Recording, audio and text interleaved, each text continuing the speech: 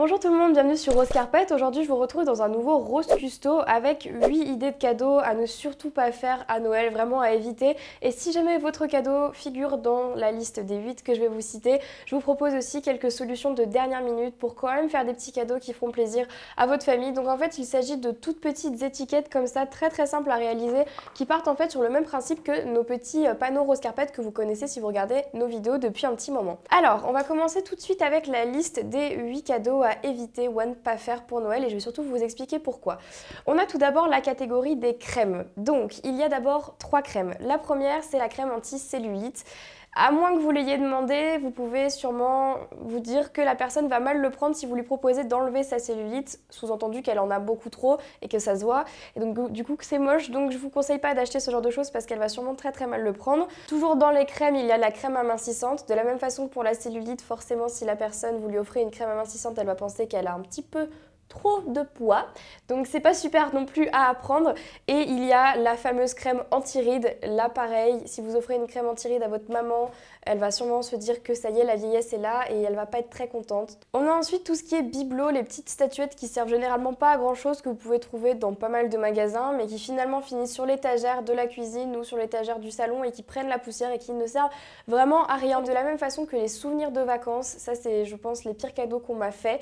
Des copines ou des copains qui me ramenaient des espèces de cartes postales absolument atroces de l'endroit où ils étaient, ou alors des porte-clés pareil, pas très jolis. Ça c'est le genre de choses qu'on n'a pas spécialement envie de recevoir, même si vous vous dites oh, ça peut être chouette de lui montrer où j'étais en vacances, la personne généralement elle s'en fiche un peu et surtout d'avoir un petit porte-clés comme ça c'est pas l'idéal. Ensuite, il y a les vêtements de la mauvaise taille. Ça, c'est pareil en fait. Ça peut vexer la personne en fonction des vêtements que vous lui prenez. Si vous lui prenez un vêtement trop grand, la personne va se dire « Ah, mais en fait, il me pensait un peu plus grosse ».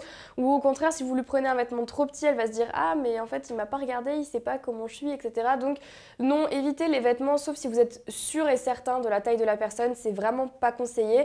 De la même façon que pour les parfums. Alors, je sais ce que vous allez me dire, mais les parfums, c'est des super cadeaux de Noël. Oui, c'est des super cadeaux de Noël si vous savez exactement ce que la personne aime. Si vous lui achetez un parfum qu'elle déteste ou qu'elle ne connaît pas, vous pouvez pas savoir en fait comment la personne va réagir en fonction du parfum. Ça se trouve, elle va le détester. Il y a des parfums qui rendent malade, donc ne vous tentez pas à acheter des parfums si vous n'êtes pas sûr du parfum en question. Et la dernière chose à ne pas offrir, c'est la nourriture périssable. C'est-à-dire que si par exemple vous partez à l'étranger et que vous avez envie de ramener à la personne une spécialité du pays, évitez parce que généralement avec les transports, vous pouvez pas trop savoir comment la nourriture va tourner et si jamais vous emballez le tout et que la personne l'ouvre et que finalement vous vous rendez compte que la nourriture est soit périmée, soit elle sent une odeur de mort, ça va pas être une super ambiance à Noël, donc évitez ce genre de choses. On passe maintenant au DIY des étiquettes cadeaux. Alors pour faire ce genre de choses, c'est vraiment très simple et c'est sympa parce que c'est très personnalisable.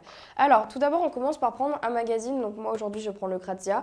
Vous prenez le magazine que vous voulez et surtout le magazine que vos proches lisent parce que généralement bon bah voilà vous allez avoir les goûts de la personne dans le magazine. Et ensuite en fonction de ça je regarde simplement les pages et je sélectionne tout ce qui me plaît et tout ce que j'estime qui va être joli finalement en petite étiquette. Donc généralement tout ce qui est petits produits, nature morte de produits ou alors des gros pulls, vraiment tout ce qui est sur fond blanc, c'est plus simple à découper. Ne vous cassez pas la tête à prendre des trucs qui sont vraiment difficiles, prenez plutôt ce genre de choses là. Voilà, c'est sur fond blanc, c'est carré, on découpe, c'est très simple à faire. Ici j'ai sélectionné 2 pages, une page avec des petits gâteaux de mariage et une autre page avec des parfums qui sont sur un fond blanc toujours. Alors ensuite, pour faire les petites étiquettes, c'est très simple, il vous faut du papier canson de la couleur de votre choix.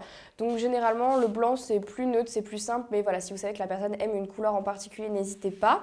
Et une fois qu'on a cette feuille-là, le truc c'est simplement de découper les images que l'on souhaite avoir en étiquette et ensuite de les coller sur la feuille canson et pouvoir les découper juste après. Donc je commence par découper ici une petite bouteille de parfum. Je découpe assez grossièrement, je ne vais pas venir faire tous les détails.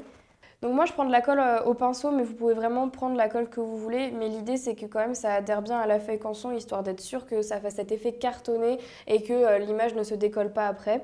Donc bah là c'est pas très compliqué, hein. Je mets de la colle sur mon image et je colle.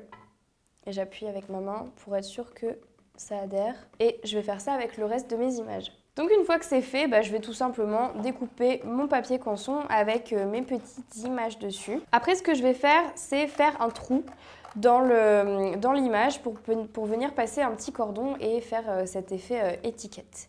Donc pour ça, vous aurez besoin bien évidemment d'une perforeuse.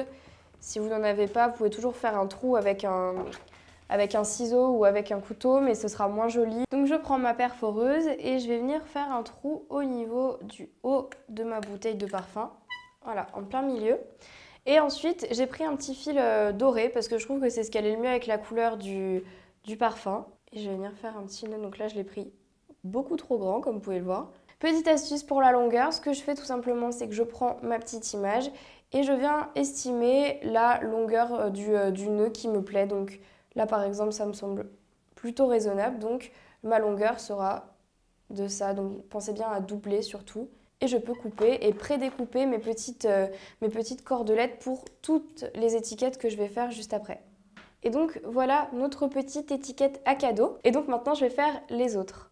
Donc voilà à quoi ressemblent les petites étiquettes à la fin. Donc là on a 3 sets différents. Le premier il a des gâteaux et des parfums. Le deuxième c'est plutôt axé sur le make-up. Et le dernier c'est plutôt nourriture en fait. Celui-là il est plus pour les hommes finalement parce que comme vous pouvez le voir le cordon est pas vraiment le même. Il est un petit peu plus masculin que les dorés qu'on a ici. Vous pouvez également utiliser ces petites choses en décoration de Noël sur le sapin. Je pense que ça peut être aussi sympa si vous n'avez pas envie d'acheter des boules de Noël. Ce genre de choses peut très bien faire l'affaire.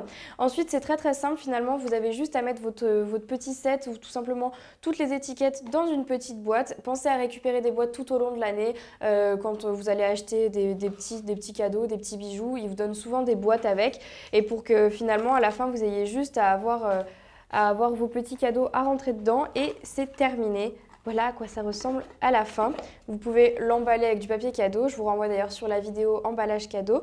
Et c'est tout, voilà pour le cadeau de dernière minute. J'espère que ça vous plaît. N'hésitez pas à nous dire tout ça dans les commentaires et allez voir également sur le blog les photos des pires cadeaux de Noël que vous n'avez jamais vus. Je vous recommande d'aller voir ça, c'est plutôt drôle. Donc voilà tout le monde, encore une fois, j'espère que cette vidéo vous a plu. Je vous embrasse très fort et je vous retrouve très bientôt pour une prochaine vidéo. Bye!